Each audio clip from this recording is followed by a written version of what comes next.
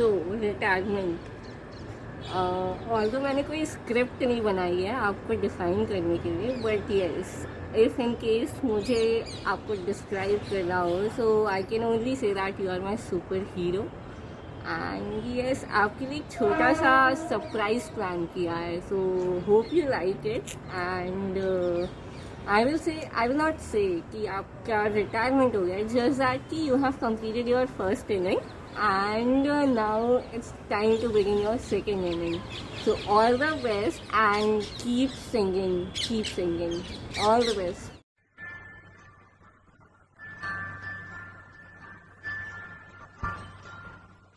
मैं जिंदगी का साथ निभाता चला गया,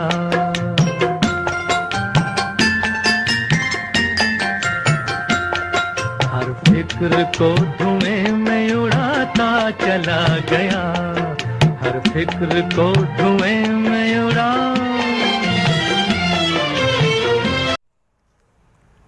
कल अचानक जूही बिटिया का फ़ोन, अंकल पापा 31 को रिटायर हो रहे हैं और लॉकडाउन चल रहा है, पापा को सरप्राइज़ देना है, कल कैसा करें। एक प्लान सोच के रखा उसने। बोले अंकल मैं चाहती हूँ कि आप लोग सारे फ्रेंड से मैंने रिक्वेस्ट करी पापा के, आपने पापा को इतने साल साथ में आप लोग रहे, किस तरीके से आपने देखा, 5 मिनट में आपको डिफ़ाइन करना है।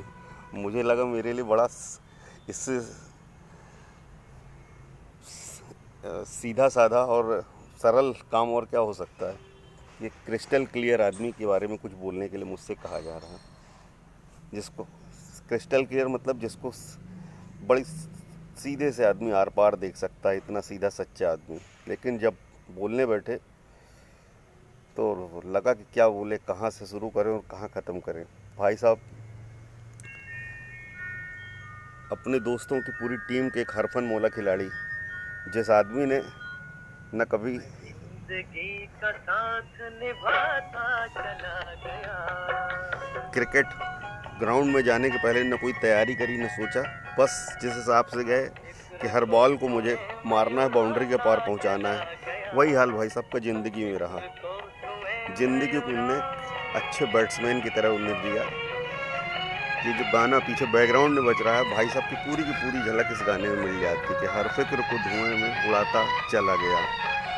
सेंस ऑफ ह्यूमर उनके दोस्तों में, सारे के सारे दोस्त उनके मुरीद उनके सेंस ऑफ ह्यूमर से, और मैं तो उस टीम का सबसे छोटा खिलाड़ी जो एक्स्ट्रा की तरह काम करता रहा हूँ। मुझे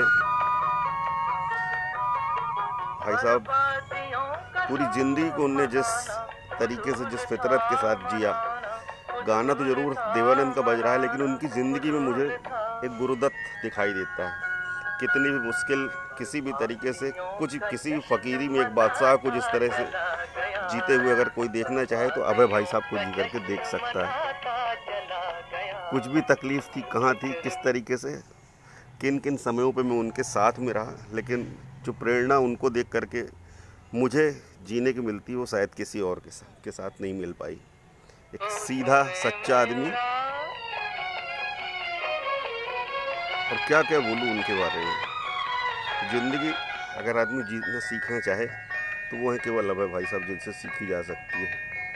जो आदमी कहता है ना, छलदम द्वेष पाखंड झूठ, इन सारी चीज़ों से दूर सदैव हरदम मुस्कुराता हुआ एक निश्चल आदमी। और आज भी वही ललक जो दिन ब दिन घटी नहीं बढ़ती चली जा रही है। ये हमारे अभय भाई साहब। और अब वो वक्त हम लोगों के साथ हम लोगों को मिलेगा उनके साथ बिताने के लिए, जो इतने साल सुबह 8 बजे से लेकर के शाम 5 बजे तक की नौकरी में जो उनने गुजारा, तो इससे अच्छी बात हम लोगों के लिए शायद कुछ भी नहीं होगी। और ये गोल्डन एरा है हम लोगों का, क्योंकि उनके साथ हमें इतना वक्त मिलेगा, और निश्चित कुछ नया क्रिएटिव ऐसा जो अब अपने हिसाब से होगा, सृजनात्मक होगा और अपनी फितरत में ज़िंदगी जीने के लिए होगा, वो करेंगे। तो भाई साहब आपको बहुत बहुत बधाइयाँ, लौट करके आप हमारे बीच में, हम सबके बीच में आए। Thank you. जो ही इससे ज़्यादा शब्दों में नहीं बांधा जा सकता तुम्हारे पापा को। He is great and he is great. Thank you. Hi Abhay, कैसा है? सो कल आपका last day Satna cement. So बहुत अच्छा सीमेंटेड थे।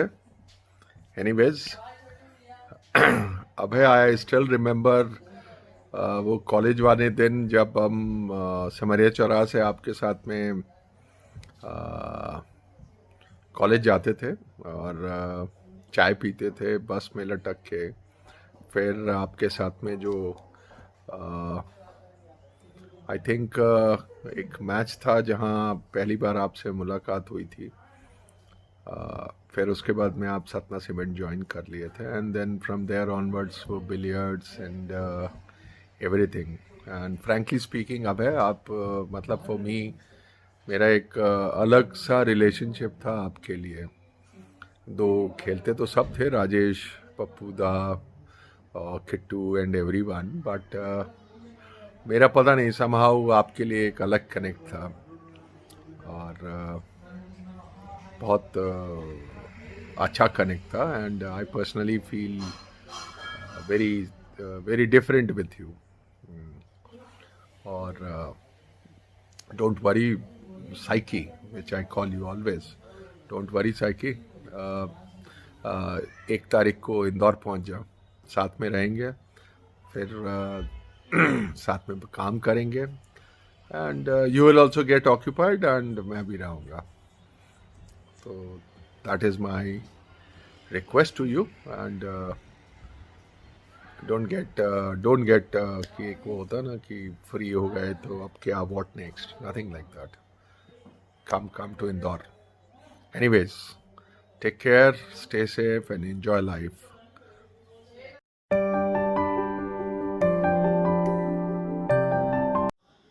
श्रीवास्तव जी को नमस्कार। अभय श्रीवास्तव।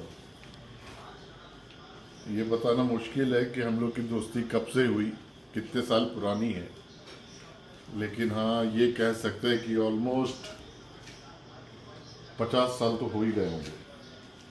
पहली मुलाकात हम लोग की कहाँ हुई, कैसे हुई, ये भी कहना मुश्किल है, लेकिन हाँ इतना याद है कि अभय के मामा जी, अशोक मामा, मधु मामी, वो सतना सीमेंट्स में थे और अभय और दीपक भाई साहब वो लोग आते थे।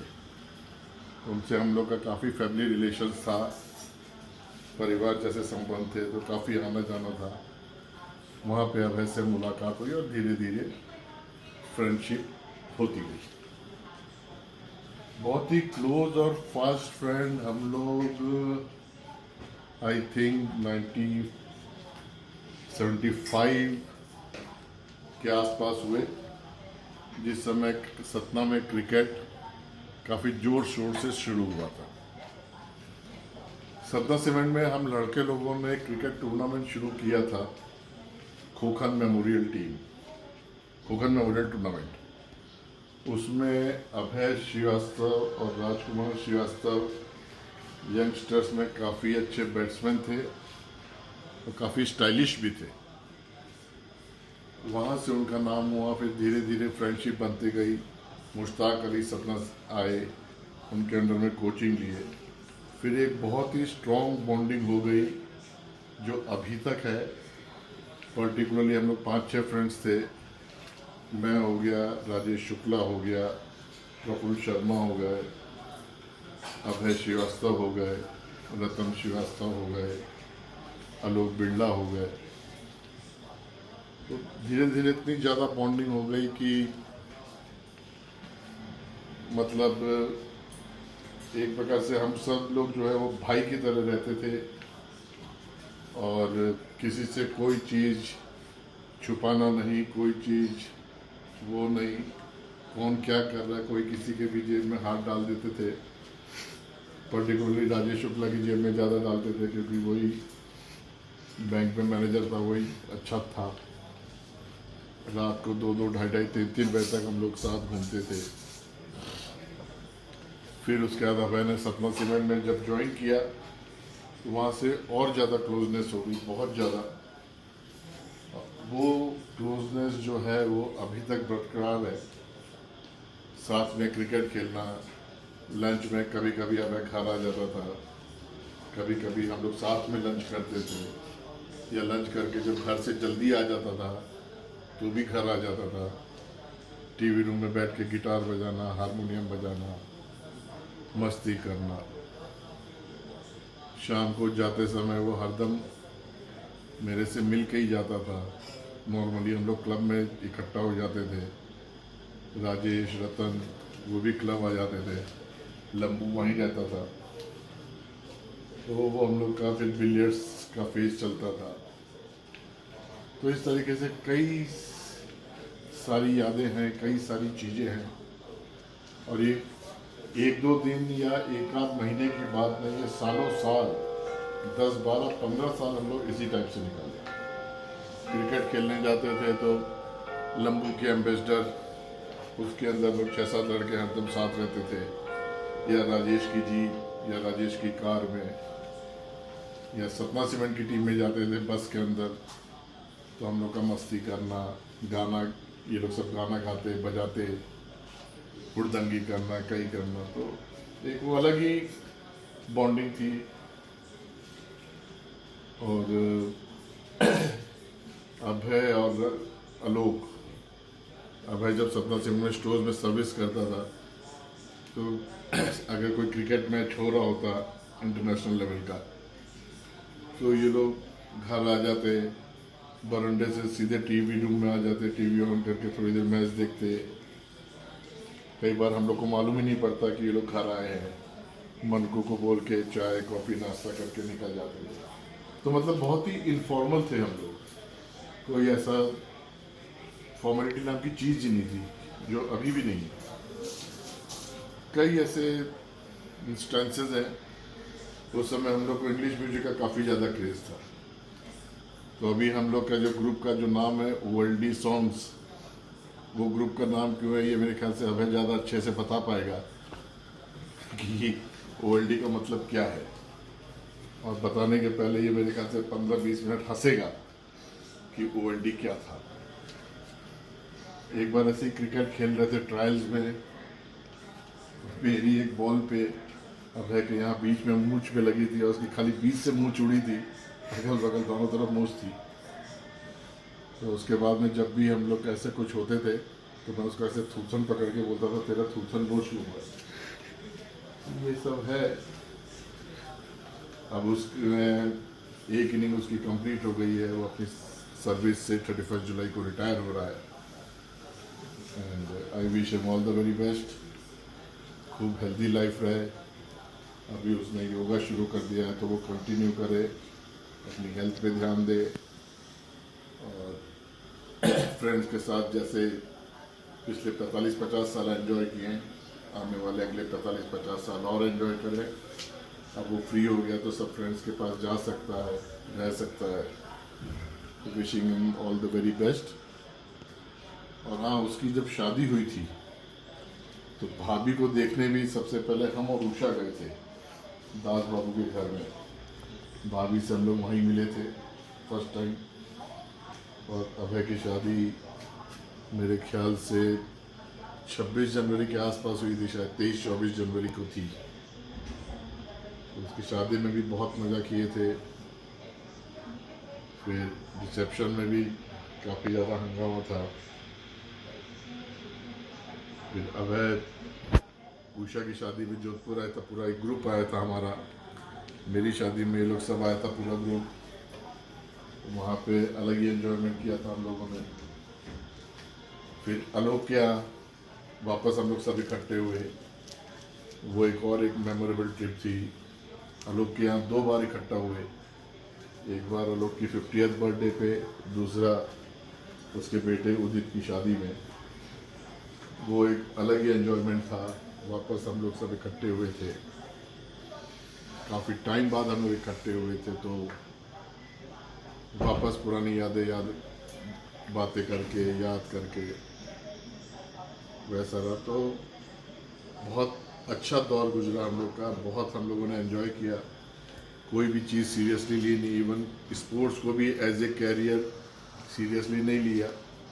जबकि काफ़ी अच्छे प्लेयर्स थे। राजेश शुक्ला बहुत अच्छा प्लेयर था, लंबू बहुत अच्छा ऑलराउंडर था, पप्पू था बहुत ही सॉलिड बैट्समैन थे, अभय श्रीवास्तव बहुत ही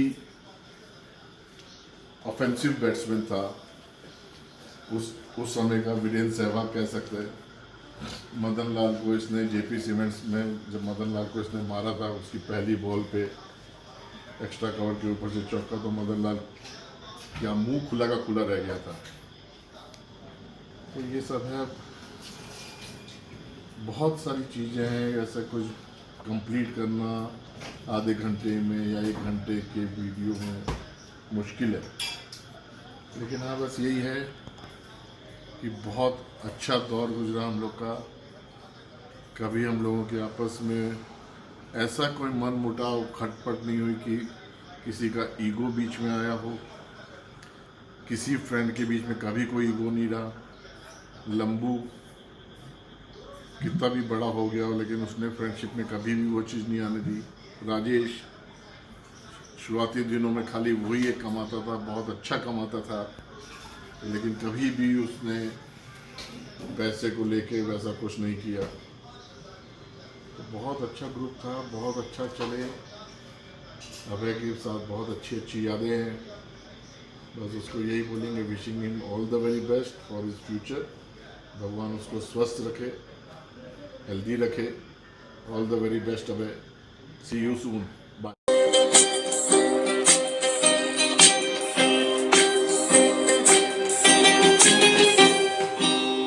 किसी की मुस्कुराहटों पे हो निसार, किसी का दर्द मिल सके तो ले उधार, किसी के वास्ते हो तेरे दिल में प्यार, जीना इसी का नाम है। किसी की मुस्कुराहटों पे हो निसार, किसी का दर्द मिल सके तो ले उधार, किसी के वास्ते हो तेरे दिल में प्यार, जीना इसी का नाम है।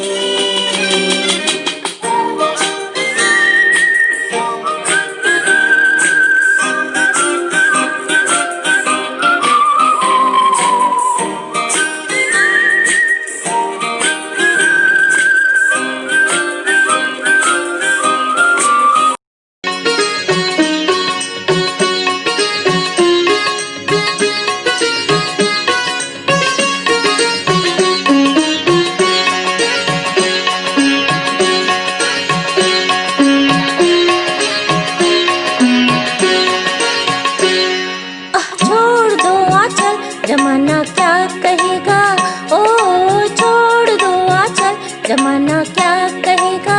हाँ हाँ हाँ, इन अदाओं का जमाना भी है दीवाना, दीवाना क्या कहेगा। ओ छोड़ दो आंचल, जमाना क्या कहेगा। हाँ हाँ हाँ, इन अदाओं का जमाना भी है दीवाना, दीवाना क्या कहेगा। आहा छोड़ दो आंचल, जमाना क्या कहेगा।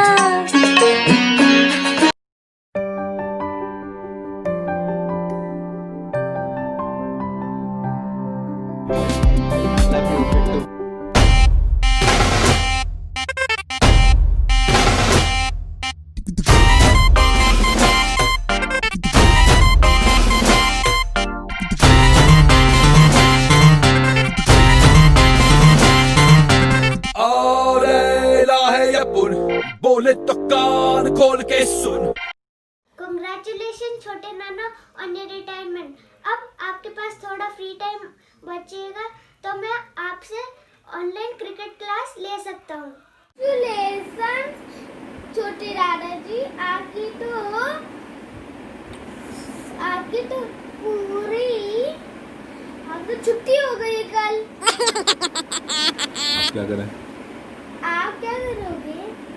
अब मुझे पता है, क्या टीवी देखना, खेलना, थोड़ा आराम भी करना है। और आप जूही बोल के साथ भी और भी बहुत सारा खेल सकते हैं। हेलो छोटे दादू, how are you? Congratulations retirement के बाद तुमको 3 गुना निकालते ना।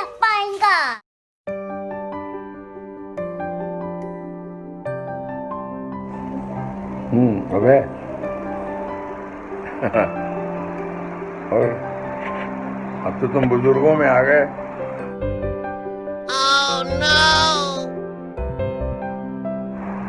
बुजुर्गों में खैर ये तो स्टेज है ना अपना लाइफ का, ये तो ऐसे ही होता है।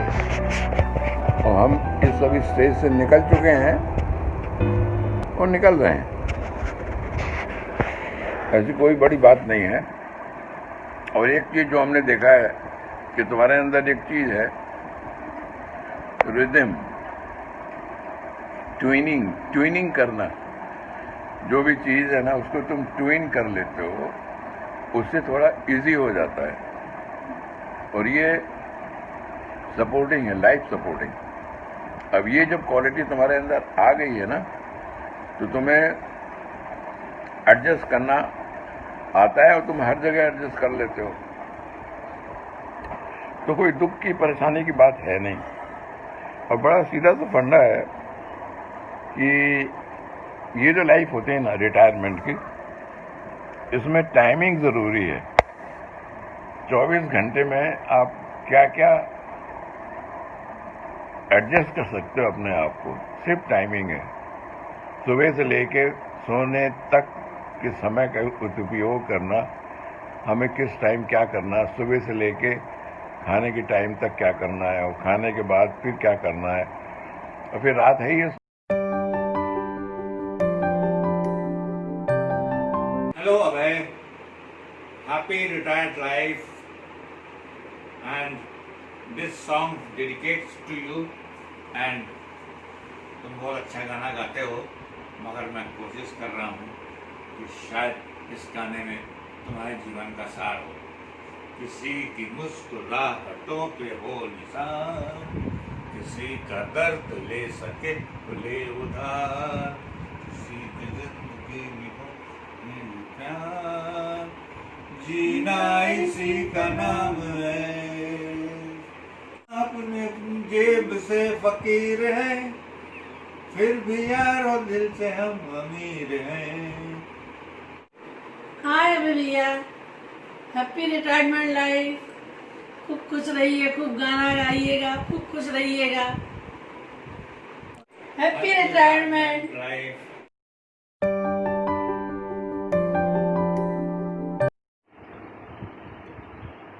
अभय जैसा कि नाम है उसी तरह से उसका व्यक्तित्व है, कहना पड़ेगा।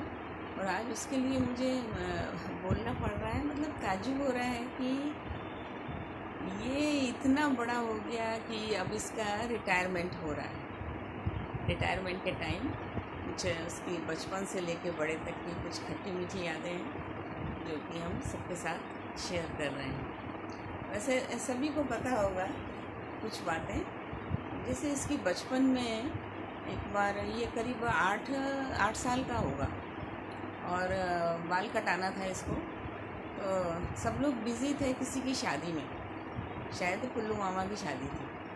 तो अभय को पैसे दिए गए कि भाई जाओ तुम अपने बाल कटा के आ जाओ, पास में घर के पास ही दुकान थी। तो अभय गए बाल कटाने, तो चेंज था नहीं इसके पास, जो रेट होता है उससे डबल पैसा था उसके पास। तो उसने उसको दिया, नाई को पैसे दिए, तो उसने वापस नहीं किए शायद बाल काटने के बाद। तो अभय ने कहा अच्छा तुम पैसे नहीं वापस कर रहे हो, तुम डबल पैसे ले रहे हो, तो मेरे डबल बाल काटो, एक बार और बाल काट दो। तो नाई ने उसके बाल फिर से काट दिए, तो बिल्कुल एकदम छोटे छोटे से बाल उसके। और घर आया और बड़े शान से बता रहा कि मैं देखो मैंने पूरे पैसे वसूल लिए उससे, वो मेरे बाल काट के और डबल पैसे ले रहा था तो मैंने डबल बाल कटवा लिए। तो इस तरह की कुछ बातें हैं जिससे कि अब सोचो तो बिल्कुल हंसते हंसते हम लोग का हाल बुरा होता है। इसके अलावा जब छोटा था तो हम लोग दीपावली में हम लोगों को सबको पैसे मिलते थे ये ताश खेलने के लिए। अम्मा देती थी सबको, मतलब एक ऐसे ही आपस में अपने फैमिली मेम्बर्स सब बैठ के, भाई बहन हम लोग सब बैठ के ताश खेलते थे। तो ताश खेलते खेलते जब तक अभय जीतते रहते तब तक बहुत खुश, और अगर हारने लगते तो किसी को उठने ना दें। सब लोग कि नहीं अभी उठो, अभी तुम नहीं उठना, अभी खेलो, अभी खेलो। और हम लोग सब खेलते रहते थे। जैसे ही अब जीते अपना पैसा लेके फट से गायब। तो ये सब चीज बचपन में ये सब होता था। और हम लोगों के यहाँ खरगोश बहुत पले हुए थे। तो हम लोग छोटे छोटे थे तो सफ़ेद खरगोश लाल आँख वाले बहुत पले हुए थे। उनके साथ हम लोग खेलते थे। कभी कभी उनका पंजा लगता भी था, हाथ हाथ में लग जाता था। कभी उनको गाजर खिला रहे हैं या कुछ खाने पीने की चीज़ दे रहे हैं तो और वो तो लगता ही था। लेकिन उसके अलावा हम लोग जब आपस में झगड़ा करते थे हम लोग मार पिटाई अगर करते थे तो कोई ना कोई बड़ा आके डांटता था, झगड़ा रोकता था।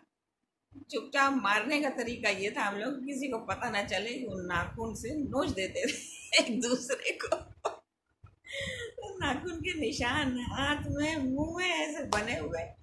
तो जब स्कूल हम लोग जाएं तो लोग पूछे कि भाई ये क्या है, इतना निशान कैसे लगा हुआ है हाथ में भी और गाल में। तो कहते थे, हम लोग बोलते थे कि अरे वो हमारे घर में खरगोश पले हैं ना, तो खरगोश ने पंजा मारा है। एक तरह से देखा जाए तो अभय बहुत ही वर्सेटाइल लोग होते हैं, जैसे उस तरह का है उसका कैरेक्टर। मतलब उसमें स्पोर्ट्स में भी वो इतना अच्छा था। जब बड़ा हुआ तो क्रिकेट बहुत अच्छा खेलता था अपने कॉलेज में। तो उसके क्रिकेट के बल पे ही उसकी नौकरी लगी फैक्ट्री में, केबल फैक्ट्री में, सीमेंट फैक्ट्री में। जब उन लोगों ने देखा इसका क्रिकेट तो कहने लगे कि अरे अपनी फैक्ट्री की टीम बहुत मजबूत हो जाएगी अगर इस लड़के को ले लें तो। और इस तरह से उसकी नौकरी लग गई। बहुत छोटे से ही लग गई, मेरे ख्याल से शायद 20 साल का था तब से ये नौकरी करने लग गया। पढ़ते पढ़ते ही इसकी जॉब लग गई थी। और उसी में इसने मतलब स्टेट लेवल पे भी क्रिकेट खेला, इसका बहुत नाम हुआ। और स्टेट लेवल पे ही इसका ये बेस्ट फायरर का भी इसको खिताब मिला था। तो ये सब खूबियाँ उसमें थी, उसका निशाना बहुत अच्छा था। उसके अलावा इसके और भी शौक़ थे, जैसे कि गाने का तो अभी और ज़्यादा अच्छा कर लिया है इसने। मतलब इस एज में आके इतना अच्छा गाना इसमें इसने बहुत ही इम्प्रूव किया है। और हमेशा ही इसका मतलब नेचर ऐसा था कि ये चुप रहता था, लेकिन मदद इसने हमेशा सबकी की। ज़्यादा बात नहीं करता था, बचपन की बात अलग थी, लेकिन जैसे जैसे ये बड़ा होता गया ये सीरियस जैसे नेचर होता है उस तरह का था। बोलता कम था लेकिन काम इसका ज़्यादा होता था। तो किसी की भी मदद करना है तो इसमें अभय ने हमेशा किया। एक बीच हम बहुत बीमार हुए लखनऊ में, बैकबोन में तकलीफ़ हो गई थी। तो उस समय ये एक हफ्ते में करीब 3 बार ये इसने चक्कर लगाया लखनऊ में। और हमेशा मदद के लिए, सबके लिए ये खड़ा रहता। अपनी परेशानी ना कहना, अपनी परेशानी को छुपा के और सबकी मदद करना, ये इसकी खासियत रही है। और लखनऊ में भी आया, मतलब एक फ़ोन किया था तो ये आया, हम लोगों को वहाँ से लेके आया।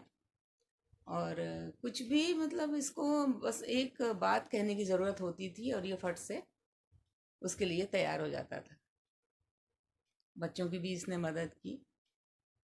तो इस तरह से देखा जाए तो बाय नेचर भी ये बहुत ज़्यादा मददगार लड़का है। अपने तकलीफ़ को, अपने दुख को छुपा के और अपने को ये दिखाना कि हम बहुत खुश हैं, ये इसकी खासियत है। तो अब रिटायरमेंट के बाद हमेशा खुश रहना, फिट रहना और हमेशा तुम्हारी सब मनोकामना पूरी हो और स्वस्थ रहो और सुखी रहो। Good luck.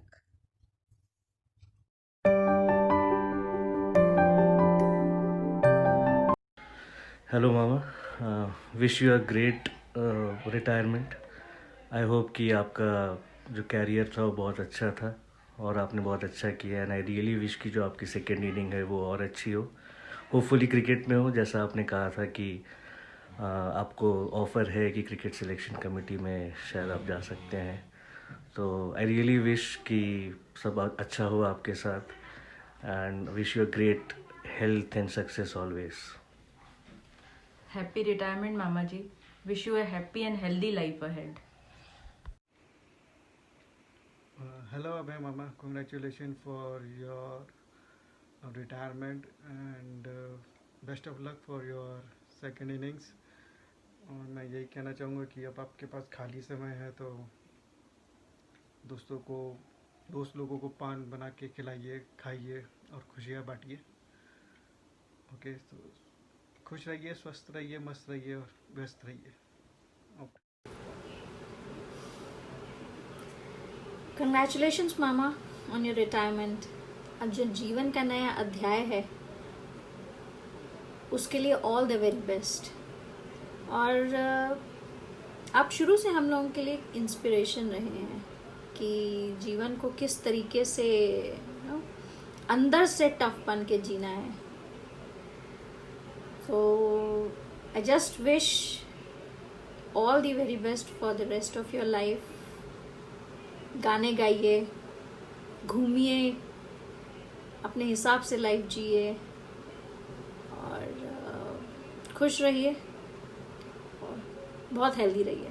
Thank you. 2 अक्षर पूछूंगा, बोल दीजिए। हम लोग का सबसे अच्छा दोस्त। ये दिल से बोलना है कि मतलब नहीं, आप दिल से बोलिए, लेकिन कुछ बोलिए। बोलना मुंह से पड़ेगा। तो भाई अब रिकॉर्ड हो रहा है तो शानदार आदमी है। नहीं रिकॉर्ड हो रहा तो क्या नहीं होगा तो क्या उखाड़ लेंगे। सबसे अच्छा में आपने कंट्रोवर्सी पैदा कर दी। सबसे अच्छा मतलब साले हम ही हो गए सबसे अच्छे, क्योंकि रिटायर हो रहे हैं। नहीं भाई साहब के बारे में बोल रहे हो। अब वो तो वो है निर्मा वाशिंग पाउडर सबसे सफेद।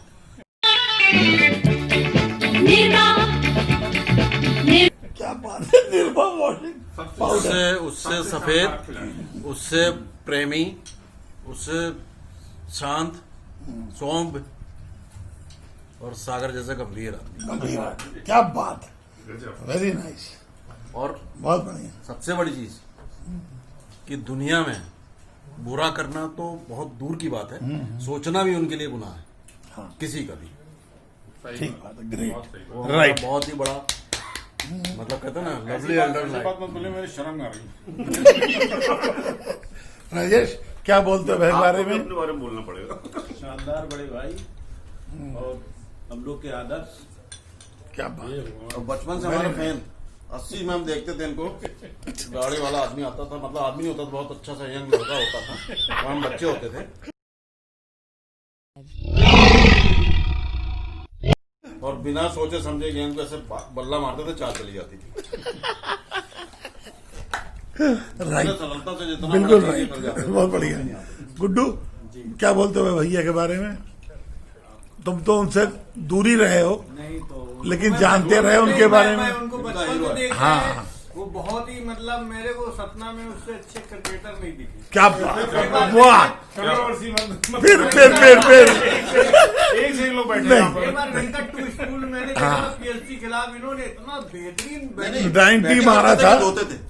ये बैटिंग करते थे, धोते थे। इन्होंने उस मैच में 90 मारा था। राहुल जैन वगैरह सब चिथड़ा हो गए थे। राहुल तो गुस्सा के बाल ऐसे फेंका था। हाँ। उसने एक चौका चला गया था, उसको फेंक के मारा था। हाँ। उसने क्या बात है किट्टू,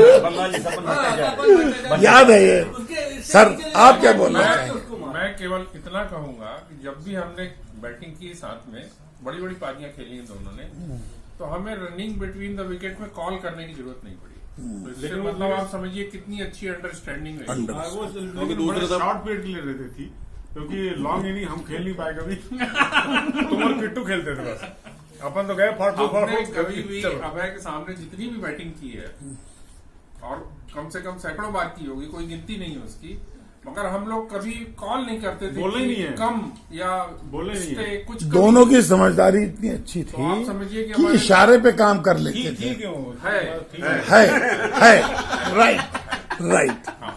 पांडे जी आप क्या बोलते हैं के लिए? मैं तो इस कैसे निकलवा की दीदी, कैसे का भाई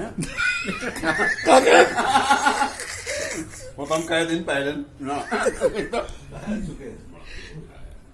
भाई साहब बहुत अच्छा है ये लाल रंग, ये मुझे न छोड़ेगा। क्यों भाई साहब? अब मैं भी कह दूं कि मेरी जिंदगी में एक बहुत अच्छा इंसान, एक बेस्ट फ्रेंड और एक बेस्ट स्पोर्ट्समैन छोटा भाई अब है। He is great, salute him.